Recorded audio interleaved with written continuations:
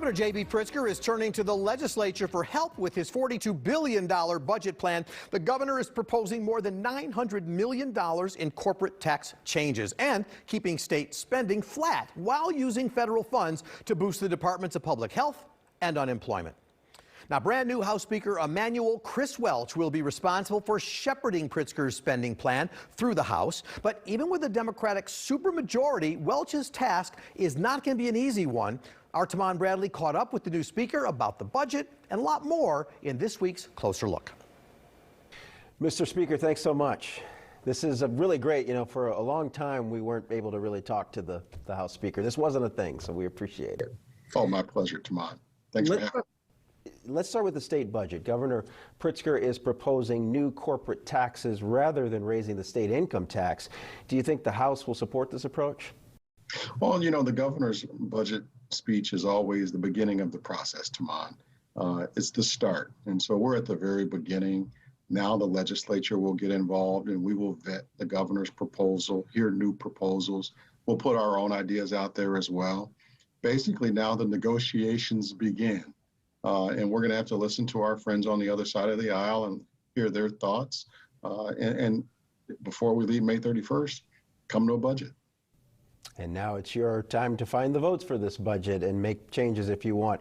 The graduated income tax amendment, of course, was defeated at the ballot box last November. How are you going to shore up state finances long term? Well, I mean, I think, you know, that was certainly a blow. I was one of those big proponents of the graduated income tax. I think that was a structural fix that we desperately needed here in the state of Illinois. We're one of 7 states that has a flat tax, and the graduated tax was certainly a structural fix that could have helped, but it didn't pass. The voters have spoken, and so we have to take a look at other ways of balancing this budget. And I think the governor has put forth a good start, a good first step by eliminating corporate loopholes.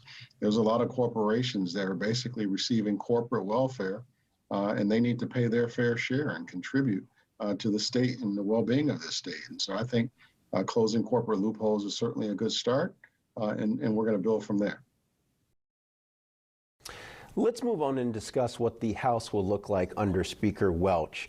Now all bills filed on time will be required to be assigned to committees, but the committee chairman can still decide whether or not they come to a vote. In other words, your committee chairman can kill Republican ideas before they're even brought up. So what's different? Well, I mean, first of all, I think that this is representative of a democracy. We are a supermajority and we have the ability to govern the state because we won elections. But what our colleagues on the other side of the aisle should do is, instead of complaining about rules that they helped write many years ago, many of these same rules were in place when Lee Daniels, a Republican, was Speaker of the House. They should work their bills. They should work with those chairmen and try to get those bills out of committee, because the chairmen are in charge of those committees. And I think that's very important. Not the speaker, not the minority leader.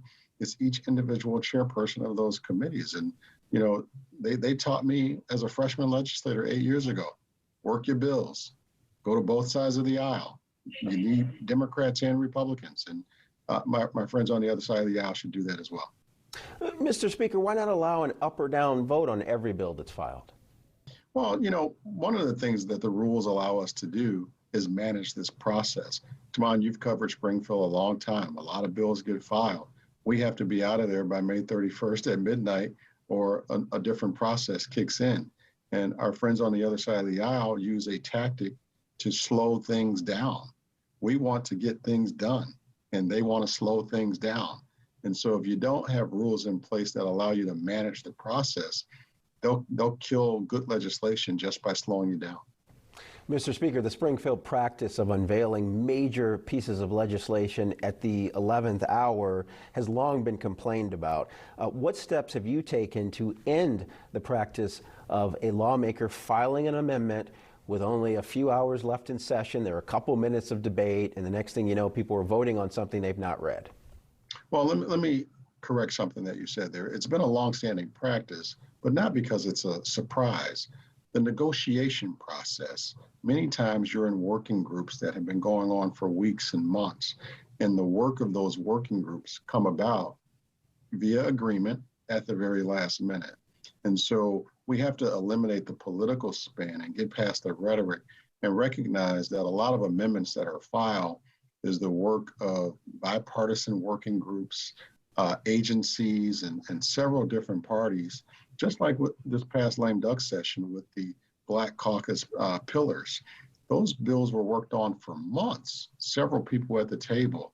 And so when there's this talk that amendments were popping out at the last minute, that's not quite true.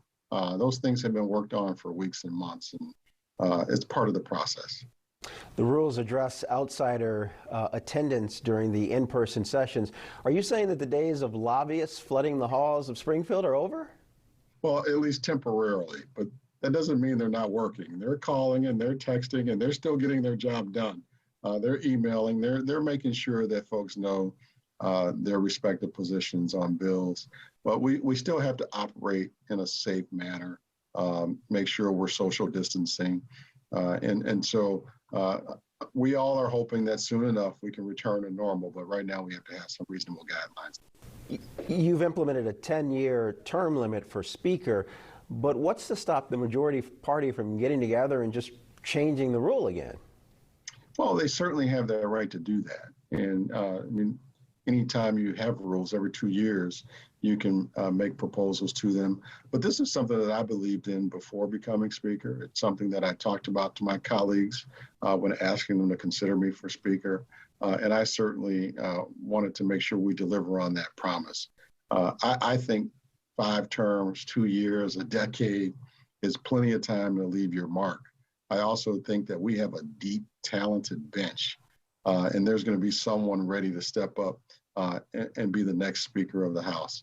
And I got to say, you know, I just turned 50. If I were blessed enough to serve for 10 years, I'll be 60. And I think at that point, I'll be ready to do something else.